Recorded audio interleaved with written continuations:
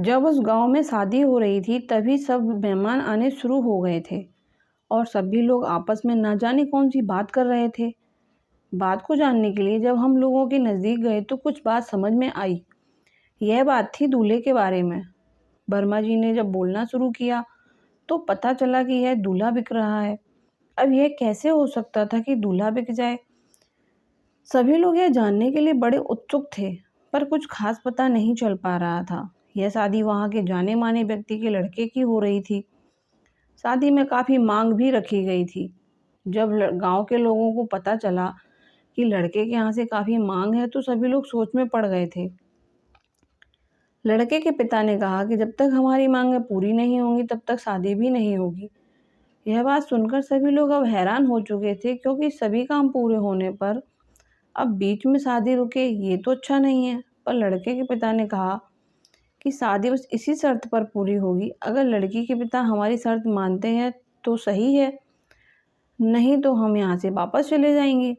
लड़की के पिता ने कहा कि हम जल्दी ही कुछ करते हैं, आपकी मांग पूरी हो जाएगी, पर आप थोड़ा सा समय दीजिए। लड़के के पिता ने कहा कि ठीक है, हम तुम्हें 2 घंटे का समय देते हैं, तब तक तुम इंतज़ाम कर लो।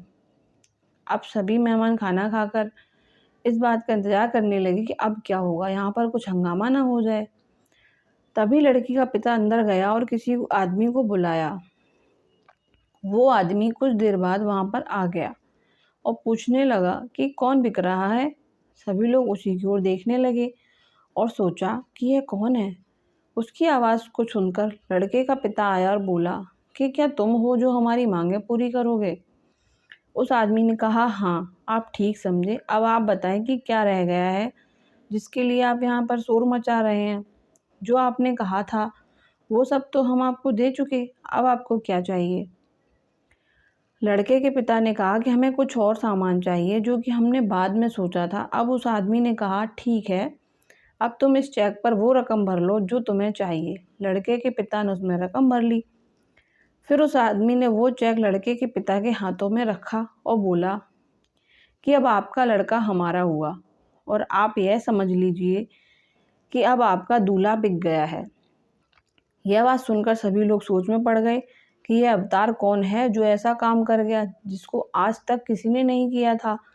वो आदमी और कोई नहीं बल्कि लड़की के पिता का बॉस था। जब बॉस को सारी बात बताई तो उन्हें अच्छा नहीं लगा और वह वहाँ पर आ गए। लड़के के पिता का अब सर नीचे हो गया था। अब वह समझ गए कि पैसा ही सब कुछ नहीं होता, पैसे से बढ़कर भी और कुछ है, वह है इंसानियत, जो कि धीरे धीरे लोग खो रहे हैं। हमें ये सोचना चाहिए कि आगे हम सब मिलजुल कर रहेंगे तो कितना अच्छा होगा। हमें अपनी ज़िंदगी के पल खुशी के साथ बिताने चाहिए। तो दोस्तों, ये कहानी यहीं पर ख़त्म होती है। अगर आपको ये कहानी पसंद आई हो तो मेरे चैनल को सब्सक्राइब करें और वीडियो को लाइक करना ना भूलें।